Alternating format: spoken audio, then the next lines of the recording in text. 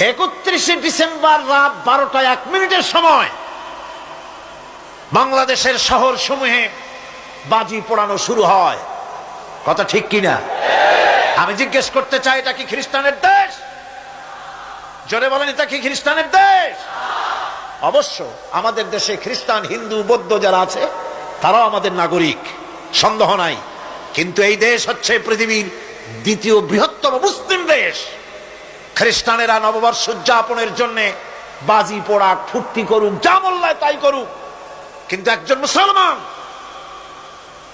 এই নববর্ষ উদযাপনের জন্য বাজি পোড়াতে পারে না, বোমা ফুটাতে পারে না, ফুর্তি করতে পারে না। কোন মানে নাই, জাস্টিফিকেশন নাই। এটা যদি করা হয় আপনি খ্রিস্টানদের গোলামি করছেন, এটাই প্রমাণিত হবে। পয়লা বৈশাখ